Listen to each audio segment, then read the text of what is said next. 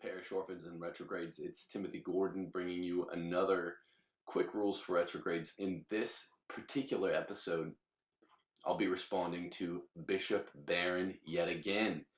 So yesterday he released a video called Bishop Barron on social media, and get this, the Catholic culture of contempt. A little alliteration for you, Catholic culture of contempt, which I want to start out by saying right away, addresses a phenomenon, a Catholic culture of contempt, which I don't abnegate, I don't deny altogether. Anyone who's been on the internet or Twitter or the other social media boards acknowledges that this thing is real. Of course not. Why would I do this? I've been the victim of it probably more often and more unjustly than he has. Nevertheless, that's not the point. He, through a program of, I guess, weaponized ambiguity, which is the term we've used in reference to Pope Francis, dodges all the important questions.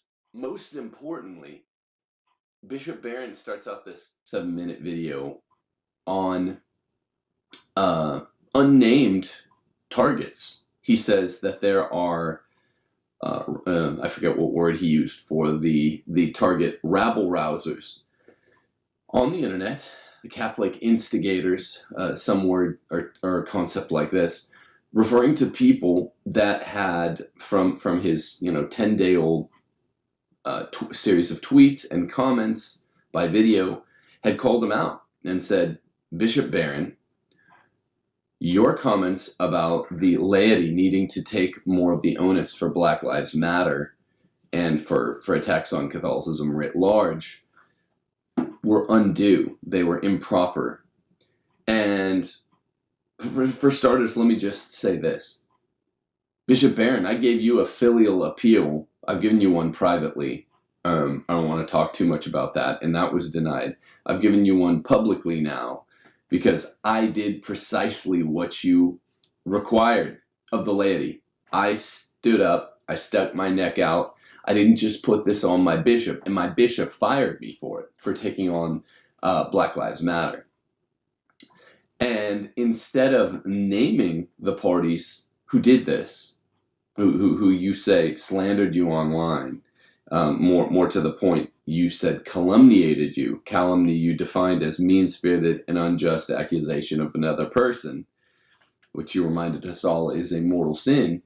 You used weaponized ambiguity, the program of Pope Francis and the current pontificate, to just designate a really broad brush genus of online Catholic instigators. It was strongly implied from the right. People all know this means Voris, Marshall, myself. And you proceeded to blame for the name calling of some of the followers of these outfits. Well, it was insinuated the outfits themselves, Voris, Marshall, probably me. But here's the game, folks. So this is really clearly what he's doing. It's the only thing that's clear from his video message, is that he can shift. He can play a shell game. Anytime somebody comes out and makes a quick response video, like me here, I'm just saying, Bishop Barron, I'm going to respond to you in a few bullet points here today. All he has to do is shift and say, I wasn't talking about you, right? And if Taylor Marshall did the same thing, he could say, I wasn't talking about you. You weren't named.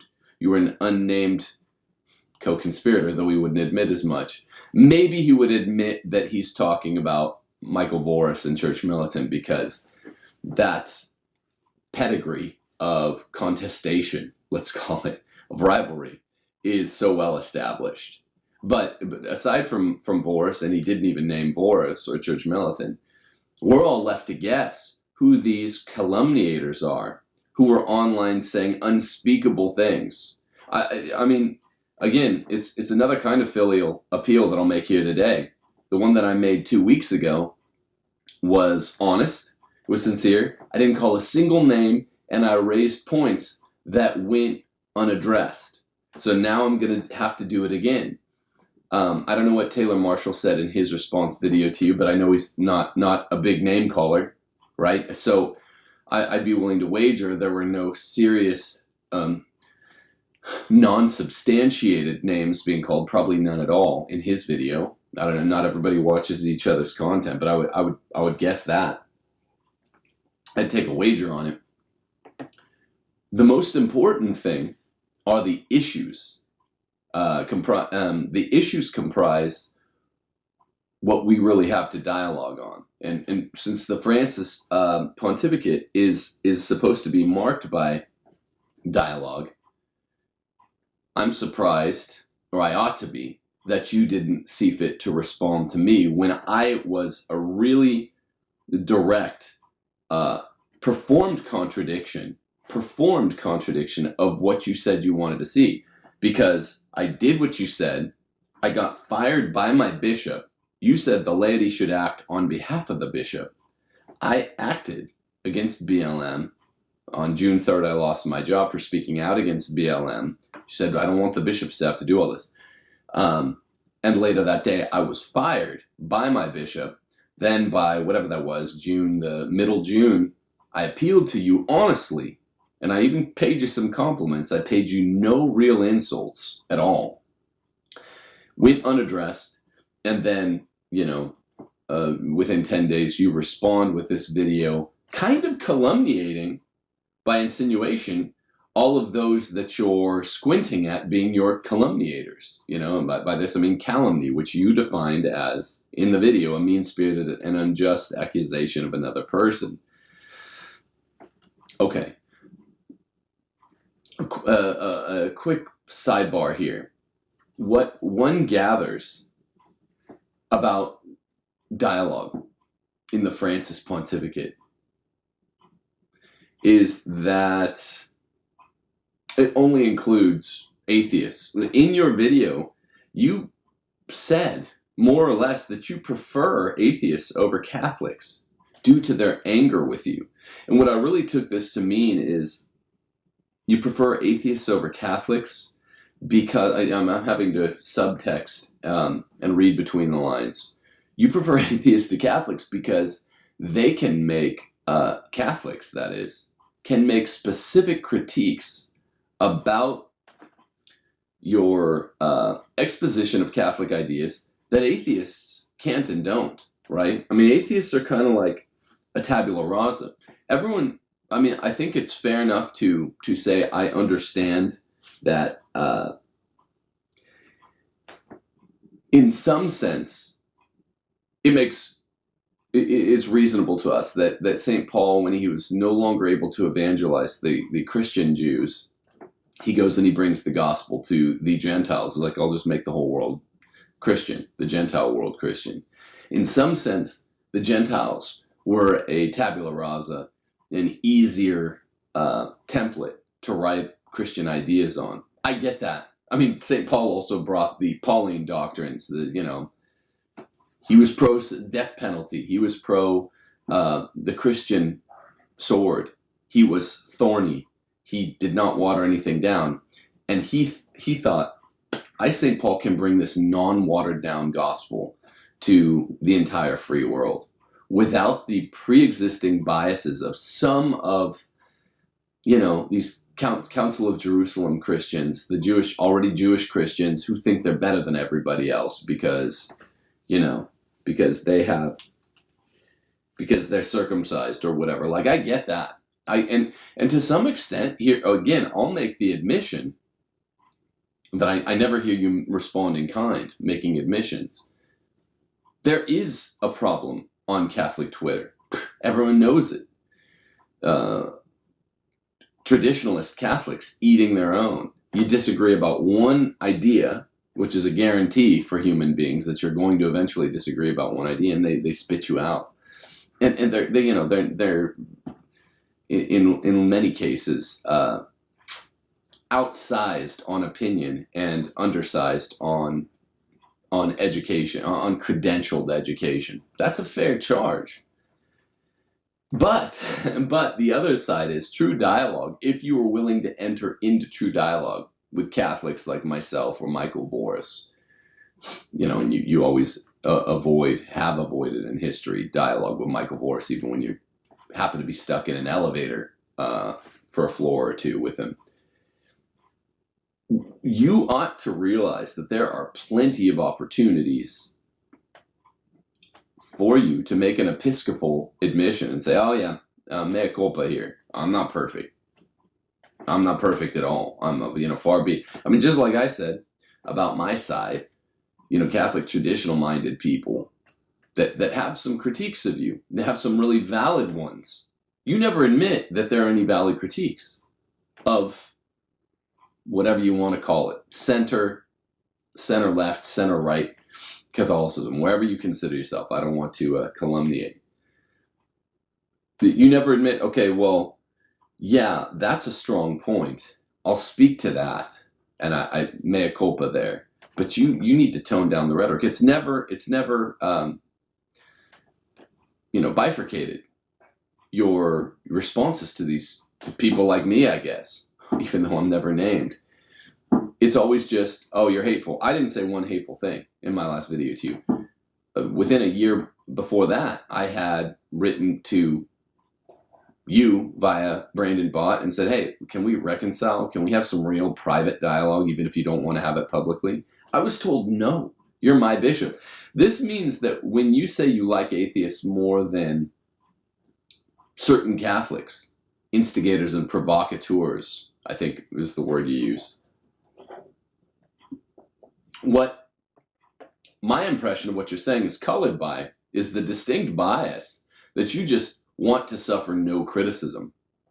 When you pass the buck the way you did 3 weeks ago, Bishop Barron, and you say the laity needs to act, the bishops have every right to stand down, it makes sense that we stand down in the face of cultural pressure from the world, secular humanist cultural pressure from the world, like that of anti-Christian Black Lives Matter. That's weak, okay? But my appeal was specially form fit for the time and for your video, because I'd just been fired for doing precisely what you admonished. There's nothing hateful in that. How about, can someone show Bishop Barron this video? This isn't the largest Catholic channel on the internet, but he knows me. I extended invitations to do dialogue, and he knows me from the TNT show. So to be lumped in with haters, and I said nothing hateful in that video, I'm saying nothing hateful in this video, is duly unjust. It's the precise sort of, let's use your own words here, it's the precise sort of insinuated calumny that you are bemoaning against yourself. Mean-spirited, unjust accusation of another person. And you'll just shift and say, well, I didn't use your name. You prefer atheists over Catholics because the Catholics are a mixed badge. We're a hodgepodge of making valid critiques of you and then making some of these wacky, out of right field trad critiques that are too much. Well, how about mine? How about my critiques? How about something right in the middle? Are atheists the only one whose more reasonable biases, whose more understandable and condonable biases are to be accommodated? I mean, think about it. Or people from other faiths, right? When you talk to Dave Rubin, I noticed this. You're quick to say, good point. Let me show you why I understand your bias, Dave Rubin. Why I understand your question, why I understand the color and the light under which you ask, the room's light is being shaded in a false way. And let me respond to that. I know what you're talking about. Boom, then you go do it. And you're watering down Christian doctrine as you do so. You're saying that it's a bad idea to make gay marriage, to re-illegalize it. When you talk to Ben Shapiro, same precise equipoise with Dave Rubin. Now you're talking to a Jewish man and you say, well, Jesus is the privileged path. We don't want you to feel too bad about yourself. these two men, I believe an atheist or agnostic, and a Jewish man, are crying out to you, knowing what the Catholic Church's reputed position on gay marriage or Judaism are supposed to be. And you're watering them down and bending over backwards to accommodate these guys, by my impression anyway, and many others. And then when you get a kind of honest appeal from a Catholic in a prepared form. I mean, it was a video, but it was epistolary. I had notes and whatnot. And I'm just saying, do you not understand my set of concerns arising from the untenability of your claims about what the laity's onus is with respect to the episcopate, especially in light of what happened to me, and it was done to me not by the world, but by a member of the episcopate? I mean, that's not hard. This is not hard stuff to understand. And since I wasn't yelling, all that you would say is, I wasn't talking to you, or, oh, I never saw your video, which might or might not be true. I mean, 60,000 people have seen it on the internet. I'm sure you've heard of it. And you've probably seen my case because it's in the national news. So better late than never. Please respond to that. I'm not going to go back through it all the way today, but please respond, okay? And you can go through every nanosecond of the video I made from you in my RV when I was finding a new home in Mississippi, because I have to leave California because I followed your advice preemptively. And instead of being rewarded from my spiritual father, my bishop, for taking a stand and implementing Bishop Barron's advice about the laity taking cultural and political action against anti-Christian groups like the BLM, I was fired for it. He stood against me. He stood with the world against a faithful son of the church. Not a perfectly faithful son of the church. I make all of the due admissions, but one trying sincerely, and being punished for trying sincerely. You refer to internet provocateurs encouraging mobs to raid your comment section, of which I never did.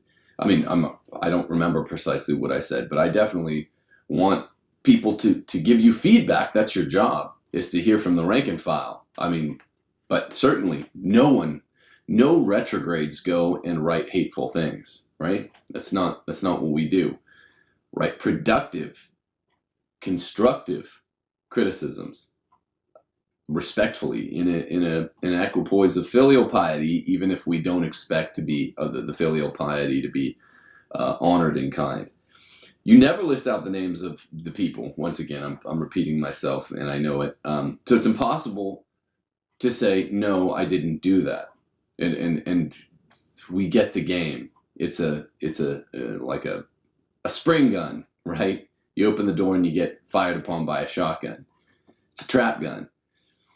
Because then you just say, oh, I wasn't even talking about you. You flatter yourself, Tim Gordon. I wasn't even responding to you. Who are you? What do you mean? It's a silly game. If you're going to rebuke someone, please list the names. That's a simple civil request from one Catholic online content maker to another. I mean, please list out the names. And again, there's the trap gun game again, where you say, oh, I don't want to give air to these provocateurs. Oh, okay. Well, you are, because you're still leading people to guess one of 3 or 4 names. And you probably meant all of us. So you're hiding behind that vague term. Please don't do that. People don't rate his comments and call him epithets. Please just ask Bishop Barron respectfully, particularly if he's your bishop. Just say respectfully, Your Excellency, please do not name. Please do not make reference to unnamed co-conspirators against you. Please just say the names if you're going to criticize them. That's the only fair way to roll. Good faith and fair dealing, man. Come on, please. Your Excellency, I didn't mean to be disrespectful here. It's like a subtweet. So you don't get any concrete blowback. If you're gonna name someone or criticize them, at them. Now the world is reduced to making crass Twitter analogies. I'm horrified. The accusation of calumny could be thrown back at you, by the way, Bishop Barron, because while you didn't list the names, I mean, I'm not saying legal calumny, I'm not talking about libel, but I'm saying the subset of moral calumny, moral defamation issues is bigger than the subset of legal ways to calumniate. And guess what? People all were thinking about my video, Marshall's video, Always Voice with you, I don't know, maybe Pat Coffin, maybe a few others. But people immediately are thinking of a certain few dudes, and I'm one of them, particularly because I did make a video responding to you. And by the way, I haven't made some cottage industry off of criticizing you. I mean, there's no, I think I have 2 or 3 videos where we even talk about you for longer than a few minutes. Myself, my brother, whatever guests we have on, Chris Plants when he was there, my ex-co-host of this show, Chris Plants is ostensibly anyway a fan. So there's no monolithic, unilateral point of view that a retrograde has about Bishop Barron. I've made my critiques pretty plain. They haven't changed since my days on TNT. My brother Dave makes certain critiques. Chris Plants makes fewer than probably either of us. But there's no unilateral point of view. It's just, I think there's almost, you could fairly say, only one correct position that one ought to have when they read what you read and said about applied to Black Lives Matter, what the laity should do, they should step up.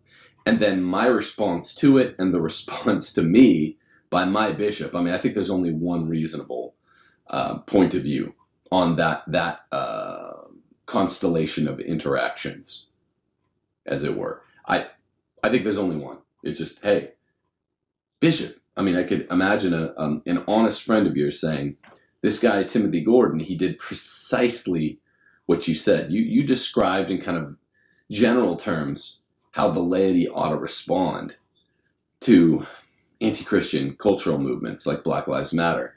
And this guy, Tim Gordon,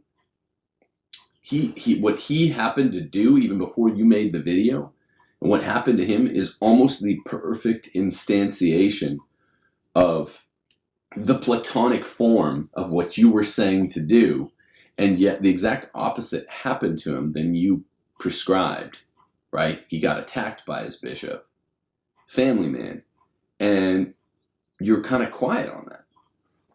So, like, can you say something? I mean, I think in my imagination anyway, a fair-minded friend of yours would say something like that, and it never seems to happen though. This side of the eschaton, you know what I mean? So yeah, I could throw that back at you and say you're insinuatedly, in a squinting way, calumniating us back. The online provocateurs, and again, without any kind of admission of like, what's wrong with doing what you do with a Jewish man or an atheist man with what you see as the far right Catholics. Why can't you be like, look guys, I get it, okay? I mean, this is a good issue to say it on. Look, Tim, I get it. You can't say, well, don't come at me so hard because I didn't come at you hard at all. But you could say, tone it down, or whatever you think, if you think anything at all of my apostolate. But why not on this issue be like, hey, look, you were prescient. You called out Black Lives Matter. You were one of the first ones there, like the Marines against Black Lives Matter. And you got fired for it by your bishop. And then a couple weeks later, I release a video saying that, against groups like Black Lives Matter, the laity should actually lead the bishops. And you never really justified why. But I guess I'm speaking as you now, and I, Bishop Barron, never justified why, but still, you did what I asked. I get how you're in a tough position now, and I get that you would release a video pointing it out. There's nothing inherently calumniative about that, right? There's nothing defamatory about that. I get it. Can you just come at me more softly or whatever you want to say? Why not some admissions to us? Why not, if you are on board the feed the sheep, get the smell of the sheep on you, pastoral understanding, I don't want to say new age because I'm trying not to use epithets. I'm trying not to use pejoratives. I'm just saying whatever the best possible construal of new church stuff is. Super optimal post-conciliar church equipoise with regard to the world. It's not my thing, okay? I disagree with it. I have my critiques.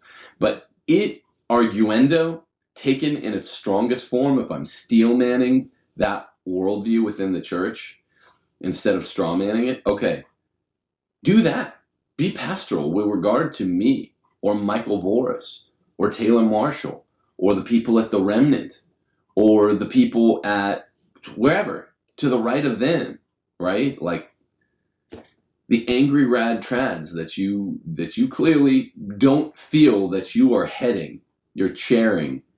And anyway, these are your spiritual children too, right? And I'm not just playing the victim game because I don't like to play the victim game. I'm saying literally, can you please acknowledge that you are one of the princes of the church and we all look to you? Could you make some of those admissions to us? You're smart enough, man, to know none of us is perfect. It would go a long way if you just made one of those Ben Shapiro, Dave Rubin kinds of pastoral admissions where you do what you might think is a very, very charitable mea culpa in order to get a big win in another battle or another theater of the general war. Could you do that with us? How about now? This is the perfect issue to do it on because it's not that hard. BLM has really come out and is really being shown to be a bad organization, and probably guys like you you weren't on top of this early. I was. It's an easy area for picking up for establishing some largesse as between an apostle like yours and mine, if you're interested in that at all. I mean, and frankly, I'll quit being facetious. It just seems like you're not interested at all in making inroads to the right. You called Taylor Marshall's book an extremist. Have you read one chapter of that extremist book? You said, I think last summer or last fall. I mean, can you define terms the way we Thomists insist on doing when you're still seeking to do this kind of peekaboo fighting style dialogue that you do with us on the extreme Catholic right? Because I'm being respectful. By peekaboo, I mean the Mike Tyson fighting style, right? You can never tell. One can never tell if you're in a defensive or an offensive posture. Please. I'm asking please. What does one have to do to get a response? So you deride anonymous commentators, but then you deride the people you see as the figureheads of these anonymous commentators anonymously. You have to see what you're doing here. It's remarkable. It's remarkable. Okay. Please list the provocateurs.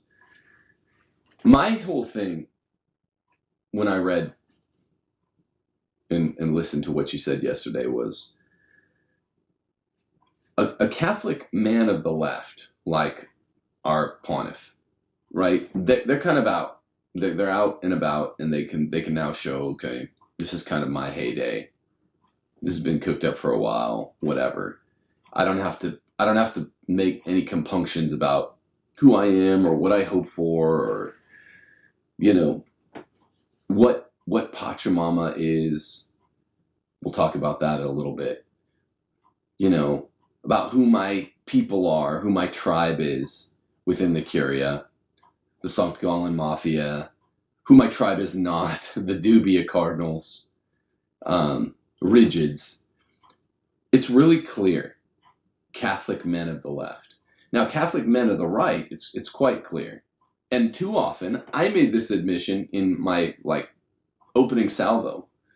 Too often, the right is, because we've been mistreated, and we've got this kind of almost fear biter complex on the Catholic right. I try to tamp this down some. There's a kind of tendency to be a little fear biter, ankle biter.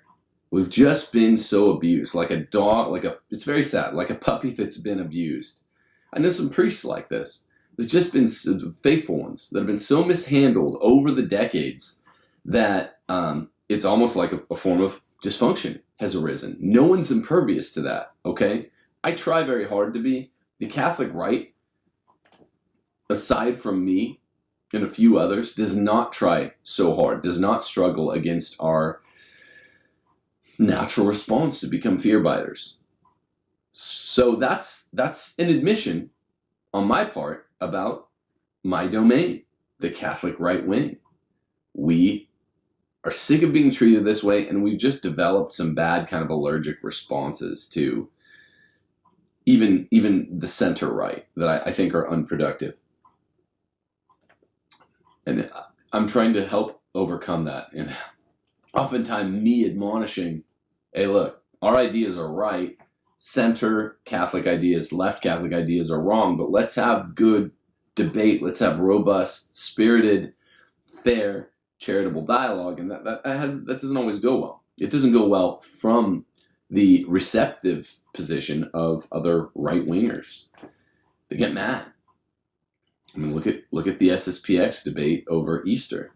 Started out as what should have been a really civil dialogue. This is an open question, right? And I have a different point of view than my brother does, and my brother has a different point of view from even other people that are undecided on the right. It's an undecided question. It's an open question. It's the perfect area for let's talk. Let's try to unpack something.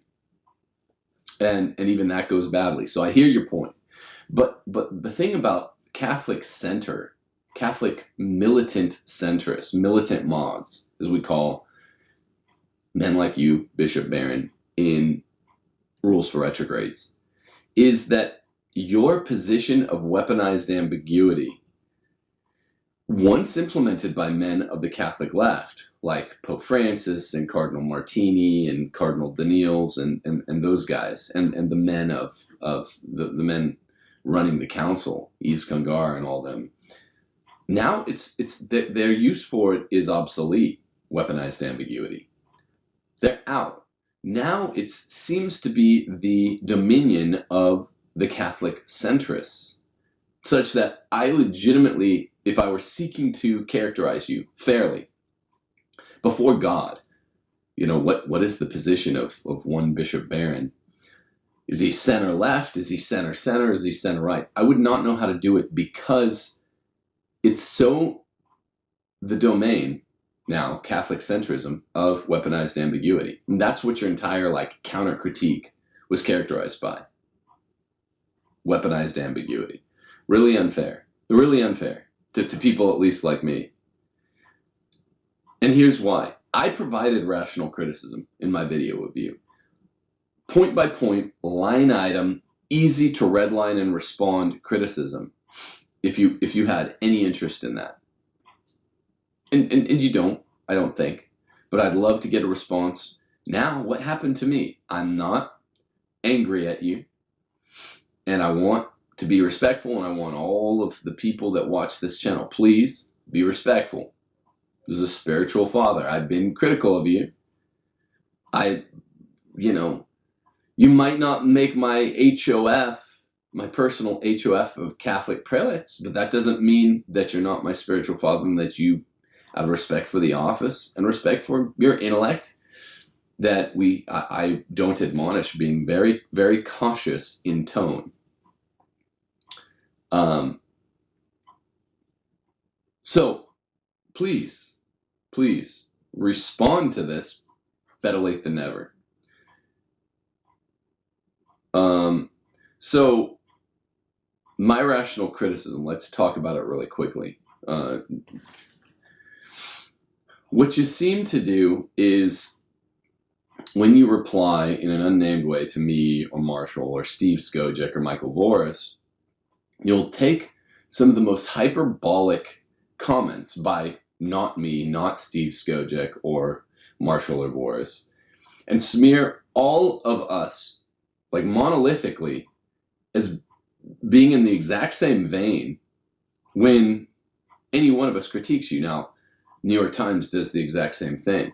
The secular left gets great work, cuts a lot of ice with this play in the playbook. In reality, is only a few extremists that said whatever was horrible to you on your comm boxes, and you say all of the Catholic right did it. It's an old trick. Please stop that. The most powerful card to play in the deck now is the victim card. Remember what's happening. Like just go to the BLM issue for half a moment. What's happening now in America to the straight white male is highly likenable to what happened to Christians under Nero or Jews under Hitler, where the victim card is being played by the aggressor. See, we think of Catholics and Jews and blacks in the American experience. We're the victim class, right? So we think of these three groups, which includes ourselves, as kind of in the weakened supplicant's position. But that's not how Christians were characterized by Nero. He's saying, they're this rising group on the ascendancy and they're dangerous. They're dangerous to Romans. Hitler characterized the Jews as the class of powerful bankers, subversives. That the Germans in the 1930s didn't think of the Jews badly. Think now of the straight white male. If I turn on cultural commentary, if I could stomach having CNN on for 5 minutes, they would be saying straight white males are the guys doing the beating up. And this is the opposite of what's happening. So in some sense, yes, I even admit it, everyone's struggling after that victim card. You no less than others, Bishop Barron, because that's what your 7-minute video from yesterday seems to be doing first and foremost, is self-identifying as victim. Ignore all the valid critiques leveled against you. I've never heard you abide and brook and then respond to any of these valid sort of right-wing criticisms of you and say, okay, well, look, you guys have some valid points some of the time too. I mean, we have to. No one's wrong all the time, particularly not the Catholic right. Remember, Bishop Gomez walks past a layperson. Your boss, Bishop Gomez, walks right past a layperson in 2016 or 2017, asking about the sex abuse scandal, asking about Cardinal Mahoney, asking about Cardinal McCarrick. The whole ball of yarn. He just walks right past him because a kind of weaponized silence. That's really the only position for you left, center guys. I'd say center left guys in the church. You might disagree, and I don't want to be needlessly provocative. But you centrists in the church, like Gomez, like Dolan, who wrote a decent op-ed in Wall Street Journal last week. I was surprised. Like yourself, the weaponized silent ambiguity, ambiguous silence, is all there is for you guys, because your one commitment is to not making a firm commitment, because you have a lot of viewers and fans and donors from the Catholic right that think optimally of you, and yet you seem to be going with the strong leftist current in the church right now, in the church for the last 100 years. You seem to be going right along with it. Say, don't oppose gay marriage. You say, Jesus is the privileged path, not the only path to a Jewish man. So that, to me, that's like, this is all there is for you. Unless you're willing to say, no, I'm supposed to speak. I'm supposed to let my yes mean yes and my no mean no. Christ himself admonished it. You know, I'm going to give an answer. Bishop Gomez should have given an answer to that layperson. Just militantly walks right by and is saying, you're not going to force me to give an answer to this important question. And this is why people think it would actually be better if bishops, it's not the right sentiment, but it tempts less cautious minds to say it would be better for bishops to have to answer these questions under the auspices of like an election, right? Because if a politician talks around questions in like a debate or a town hall forum, people are really sick of it and they will force an answer, and he's accountable. I asked this to an Article 3 judge in law school once, like, wouldn't it really be better if you guys had to be elected like state judges? Because I think that would be really cool, because then you're not just some aristocrat that walks between the raindrops, answerable to no one. We can't do that with the princes of the church. We can't do that with Article 3 judges, right? We could just amend the Constitution and make federal judges answerable to the people, to the political process, like state judges. We already have the worst of that, might as well have the best. Like Wyatt Earp says, I already have the guilt, might as well have the money. We can't do that with the princes of the church, but this is why some people looking outside the church, otherwise sensible commentators, like a Rush Limbaugh type, I think, believe this. Okay. I believe you also said it's a waste of time for people to complain, make complaints about issues like this. The lady using their right to speak out, their issues about Black Lives Matter, ripping down statues, is a waste of time.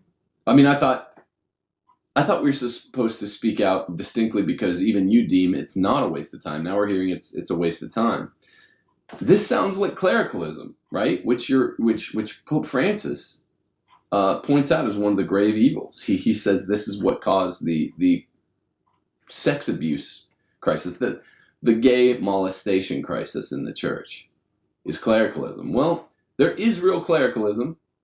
See some of that on the far right in some of the traditional parishes.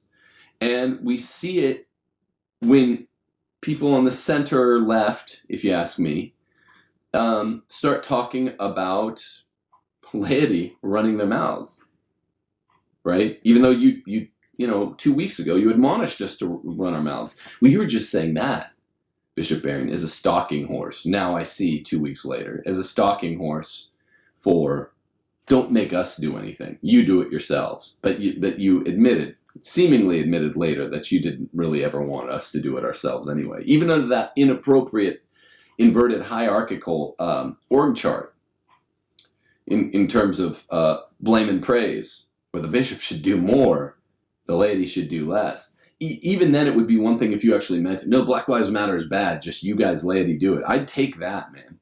Now it comes out you don't really mean that. And by the way, I never really believed you meant it anyway. I knew all along.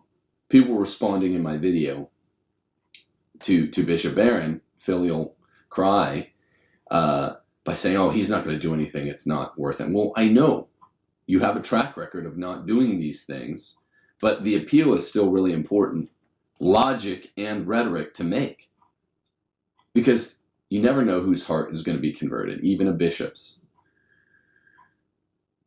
You also said in your recent video yesterday, Bishop Barron, quote, I can't imagine a more effective evangelical countersign to the wider world than the kind of mob action that I witnessed last week. So let me break this down for the retrogrades out there. What he means, get this, it's rich, is that the countersign to the world, essentially is signaling that you ought not to bother yourself to convert to Roman Catholicism, the one true faith, is comprised by the fact that there are faithful that see fit to criticize their bishops that have been inactive when a gay molestation crisis re-arises in the church, when a doctrinal crisis arises in the church where this byword called pastoral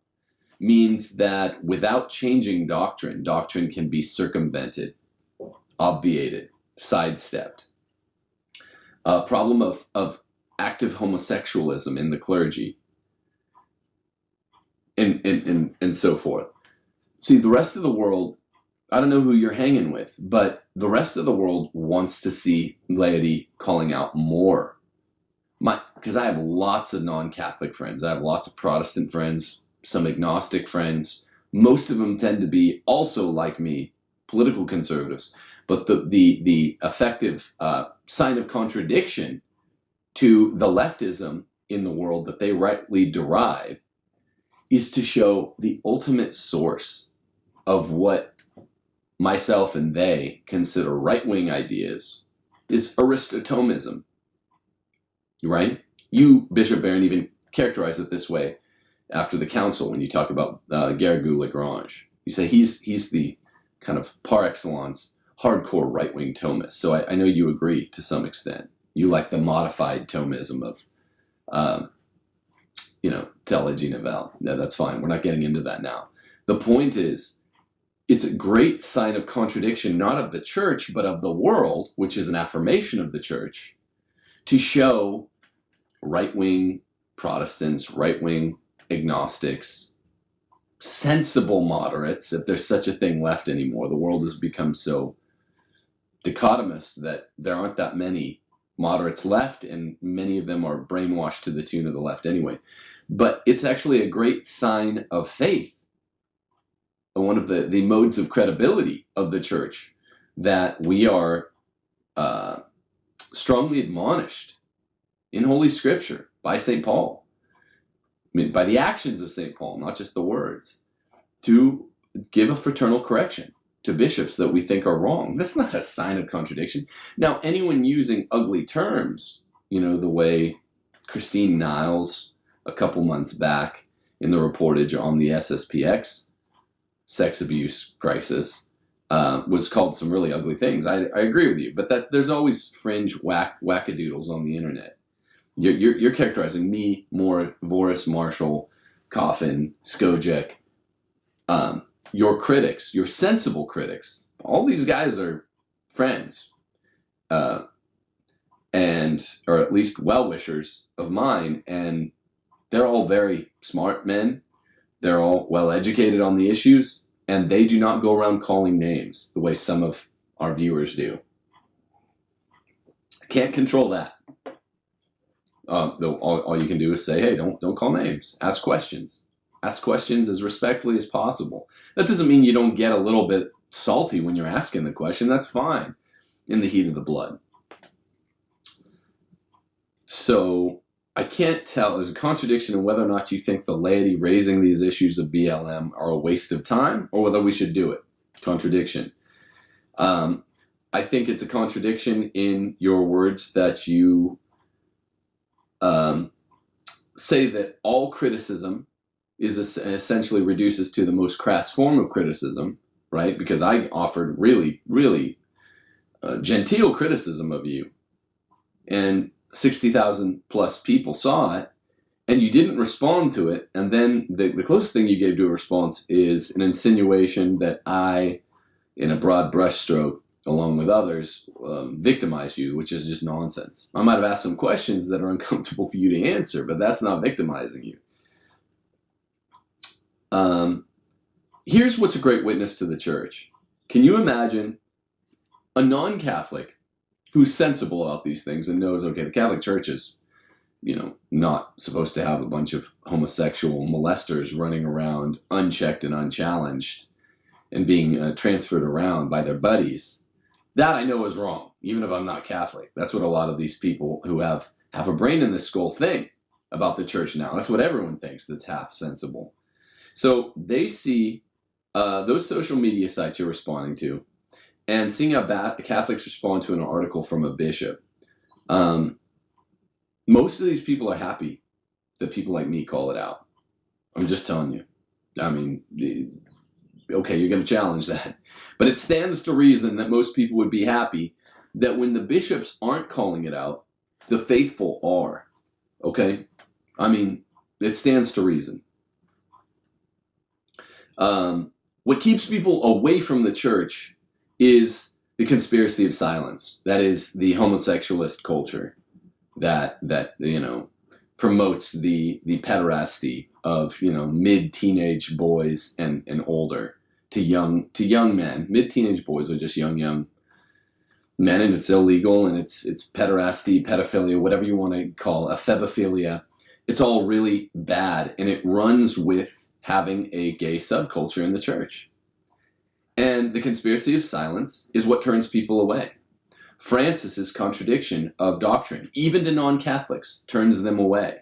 The so-called pastoral takeover in the post-conciliar years turns people away. The boomer masses turns people away. The rejection of our patrimony and our tradition turns people away, Bishop Barron.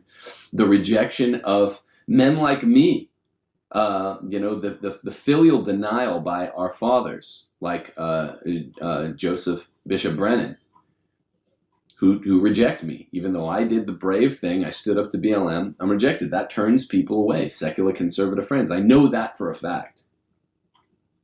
That's what turns people away. The Vigano accusation of Pope Francis said he was lying. It was corroborated by even some of Francis's friends and Vigano's opponents. You did one brief interview, as far as I can recall, about this accusation, tweeted about it twice, as far as I can recall. New York Times and the Washington Post have spoken more about the Vigano accusation against Pope Francis than you did. That turns people away. I don't know how else to say it. That's what turns the people that I talk to away, and I talk to a lot of folks. The Zanchetta scandal. Even half of my viewers are struggling to remember the Zanchetta scandal. You haven't spoken once about it, to my knowledge. The LA wreck, as in train wreck, the Religious Education Congress, or whatever it's called, with homosexualists' art being put up, and homosexualism really on secret center stage. People see this. They don't have to be Catholic to understand this is a contradiction. This turns them away. The fact that there seems to be this cabal of homosexualists running large swaths of the Catholic Church, and like 3 of the bishops are talking about it. That turns people away, even if they're not Catholic. The Catholic Church's practical reversal on the death penalty. The goal of the proposed revision is to keep our treatment of the death penalty in the U.S. Catechism for adults in the alignment with the revised Universal Catechism. You told the bishops when presenting the issue for initial consideration on the assembly's first day. That's your words. That turns people away. They know this is a rejection of our long-standing bimillennial Catholic tradition on the death penalty, and scripture and magisterium. This proposed revision quotes extensively, as you know, from Pope Francis's new paragraph 2267. Asked in the question and answer segment of your presentation on revision to elaborate the term inadmissible, you, Bishop Barron, used this weaponized ambiguity that I'm saying now has come to characterize the Catholic centrists to steer clear of explaining what the Pope meant by it in favor of a curious admission of the Pope's ambiguity, diverted to the emphasis of his committee having been on imitating the Pope's decree. To my mind, you say, the Pope maintains, and our version imitates a certain, if you want, eloquent ambiguity. So now you're praising the ambiguity. I call it weaponized ambiguity. On that point, where it doesn't use the language of intrinsic evil for the death penalty, but it does use language like inadmissible, morally unacceptable, etc. So you continue, we're just trying to imitate as much as we can what's found via weaponized ambiguity. You admit you're trying to reduplicate it. What's found in the way the Pope revised this teaching. But I wouldn't dare speak to what the mind of the Pope on that is. But that's just my assessment of why the language is used, the ambiguous language. We just tried, for the most part, to imitate it. Res ipsa loquitur. Also, what turns people away? The Pope's total silence on the dubia. I will not say one word. That's dictatorial. That turns people away. I have lots of friends that aren't Catholic that knew about the dubia, followed it, and are like, what's the deal? The Abu Dhabi Statement, document of human fraternity for world peace and living together, the pluralism and diversity of religions willed by God. People don't have to be Catholic to be repulsed by the transgression against the rule against non-contradiction, the law of non-contradiction. They understand, hey man, if you're Muslim, you believe in the single Muslim God. If you're Christian, you believe in the single triune Godhead. This failing the principle of non-contradiction, law of causation, principle of the excluded middle. This means, of course, you don't worship my religion. If I'm talking to a Hindu, they're like, yeah, of course you don't worship our religion. We know you guys, along with the Jews and the Muslims, are the monotheists. And even then, you three, even though there's this complex tangle as to how those three religions are related to each other, if at all, even you guys disagree about the nature of the one God and the identity of the one God. You disagree in what turn out to be, I think, existential ways. So, I mean, these aren't offensive to non-believers. These are what non-believers expect of monotheists like you and me who believe in the triune Godhead. Bishop Barron. Again, scan this whole video. Not one disrespectful, unson-like word from me to you. It's frustrating. I mean, I'm not being facetious. I was frustrated to hear your words yesterday morning when I woke up. See, I'm not out of bounds. And really, there's nothing more dangerous than a man like me that speaks plainly, says as I mean, does as I say, lose my job for it. I won't be deterred. The online community of not just Catholics, but conservatives, I think more than even Catholics, national conservatives, the online community supported me. So now I'm not a diocesan employee. I'm not subject to the bishop. So now I can say the truth even more boldly, but it doesn't mean I'm not taken to epithets, man. That's not what we do. Now I can use that much less ambiguity in my critiques of this curia, this papal magisterium. It's ostensible collusion with the globalist agenda, the way Elizabeth Dior talks about, and the likes of the now implemented structures of the Sankt Gallen Mafia in the Francis Pontificate, in the likes of secular humanist, Antifa, and Black Lives Matter, the anti-Christian organizations that are being endorsed by most of the bishops, your brother bishops. I can say it, and that's what's dangerous, is the saying it, not the uncharitable, unlearned expressions that, yes, there are a few of those in my comm boxes as well, right? Mean things. You read your comm boxes, Bishop Barron, and you're always going to find at least a few mean things about yourself. Me too. I'm not unsympathetic. But this is not that. This is not that. Yeah, people should be more charitable. The uneducated tend not to be charitable. They're long on opinion and short on fact. But that's not what this is. Retrogrades out there. Everyone, you can go to timothyjgordon.com. I have a donate button. People have been incredibly generous, and I really appreciate it so much. And if you're wanting to donate to my plight and my fight, my family situation, click donate. If you click enroll, there are now 3 classes: Aristotle's Ethics, beginning in the fall, Church History, also in the fall, and just a fall semester Catholic Republic course. The ethics class is closest to filling up, 150 slots, Zoom classes. The next closest to filling up is Church History, and I just opened the Catholic Republic class. We'll go to 150 there too. It's going to be a good time. Starts in September, and I strongly encourage all of you to make use of it. It's going to be a very nice time for me and the students. Also, see my Patreon page, Dave's Patreon page.